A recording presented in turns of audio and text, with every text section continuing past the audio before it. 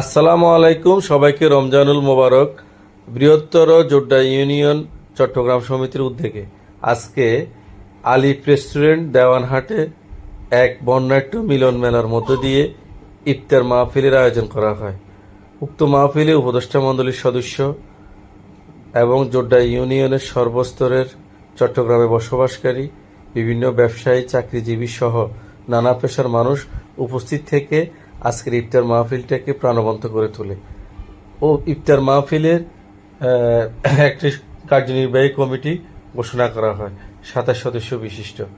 উক্ত কমিটিতে শিপন ভাইকে সভাপতি এবং মাইনুদ্দিন ভাইকে সাধারণ সম্পাদক এবং আমাকে সহসভাপতি হিসেবে নিযুক্ত করা হয়। তার জন্য সবাইকে আন্তরিক কৃতজ্ঞতা এবং ধন্যবাদ জানাই, কারণ আমি ঘোষণার আগেও জানতাম না যে আমাকে এই কমিটিতে রাখা হয়। তাই যারা বৃহত্তর জোড্ডা ইউনিয়নের যারা এই সমন্বয় করে এই কমিটি করেছেন তাদের প্রতি আন্তরিক কৃতজ্ঞতা। দায়িত্ব পালন করতে হবে নিষ্ঠা এবং সততার সাথে। সবাই ভালো থাকবেন, সুস্থ